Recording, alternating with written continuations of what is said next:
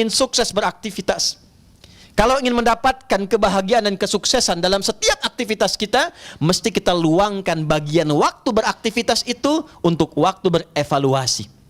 Muhasabah dalam bahasa Arab. Catat setiap pekerjaan kita. Targetnya sudah sampai mana? Bagaimana kemudian kita melengkapinya? Kekurangannya ada di mana? Bukan hanya sebatas kita padat mengisi program, kerjakan ini, kerjakan itu, tapi kita tidak mengerti sampai di mana capaian yang telah kita raih. Apa yang harus dievaluasi?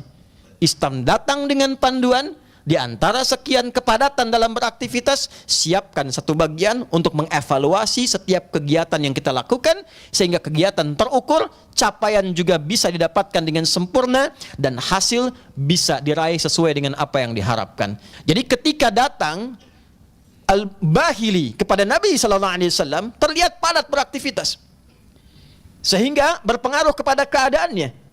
Ya, maka Nabi bertanya, mengkonfirmasi. Saudara, tolong perhatikan kalimat jawaban ini. Ketika ditanya, ternyata saking semangatnya berislam, beliau itu ingin puasa tiap hari. Beliau ingin tahajud tiap malam. Bahkan sebagian ada yang mengatakan, saya nggak mau nikah, saya ingin siapkan diri saya untuk ibadah saja. Maka apa yang Nabi katakan? Saya ini orang paling takwa di antara kalian, paling dekat dengan Allah. Tapi saya pun mengevaluasi diri saya. Saya puasa, saya juga buka. Artinya tidak harus semua puasa dilakukan. Sehari bisa puasa, sehari bisa buka. Saya juga sholat malam, saya juga istirahat. Dan saya menikah, kata Nabi.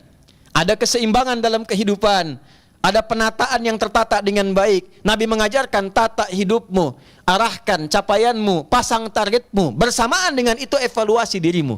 Jangan kau bebankan pada dirimu beban yang terlampau berat, sehingga dengan itu tidak tercapai tujuan, tapi lelah didapatkan. Pulanglah ke rumah. Di antara kesibukan kita, adakah pernah mengadakan evaluasi tentang kehidupan di rumah tangga kita? Apa yang dicapai oleh anak-anak kita? Bagaimana istri kita? Siapkah saat kembali kepada Allah di hari kiamat ketika dievaluasi langsung oleh Allah Subhanahu wa ta'ala? Pernahkah satu bagian dalam episode hidup kita duduk saja untuk duduk bersama berbicara tentang rumah tangga? Dalam sebulan berapa kali itu dilakukan?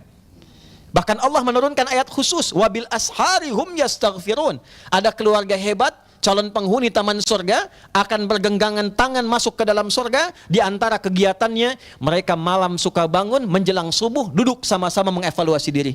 Ayahnya mengatakan, ayah bekerja demikian, kalau ada yang kurang mohon maaf, kalau dihisab di hari kiamat, mudah-mudahan diringankan dengan kita bertobat kepada Allah.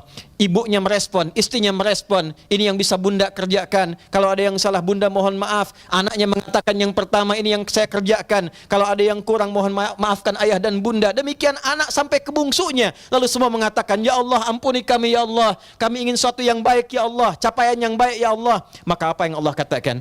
Innal muttaqina fi jannati wa uyun akhidhina ma atahum rabbuhum innahum kanu qabla dhalika muhsinin kanu qalila minal laili ma yahja'un wa bil ashari hum yastaghfirun.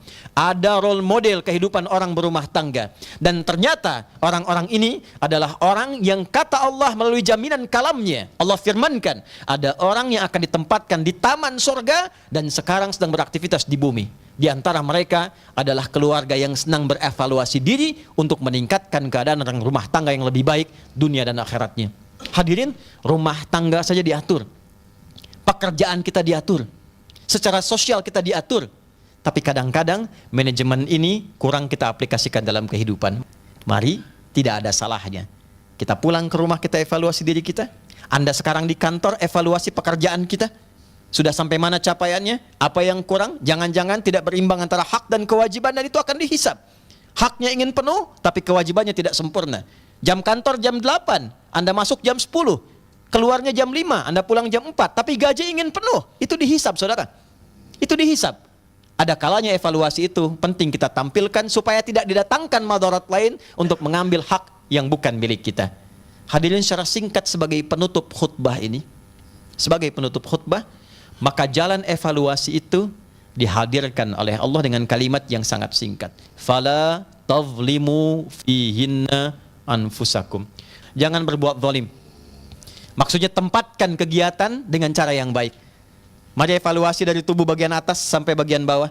Telinga pernah mendengar yang salah, lisan pernah bicara yang keliru, kaki pernah melangkah yang salah, itu zalim. Itu zalim. Ibnu Abbas radhiyallahu taala anhuma pernah mengingatkan, Karena bulan ini ditetapkan oleh Allah sebagai bulan evaluasi dari keburukan menjadi kebaikan, maka orang yang sengaja berbuat maksiat di bulan ini, maka dosanya dilipat gandakan 2 kali lipat, seperti pahala pun dilipat gandakan 2 kali lipat. Pelipat gandaan ini bukan ingin menakuti kita, tapi lebih memberikan semangat kepada kita untuk menjadi pribadi yang lebih baik. Evaluasi yang mengantarkan kita pada kehidupan yang mencerahkan dan berkemajuan sampai kita kembali kepada Allah Subhanahu wa taala dalam kebaikan. Hani'an wa kullu amin wa antum bi khair. Selamat kita yang terpilih masuk ke bulan Rajab ini, sementara sebagian saudara kita sudah kembali kepada Allah. Jika dengan kesempatan ini diberikan sampai Jumat ini ditegaskan belum mampu membuat kita menjadi pribadi yang lebih baik, maka berapa Jumat dan Rajab lagi yang kita butuhkan dari Allah untuk membuat kita menjadi lebih baik di hadapan Allah Subhanahu wa taala.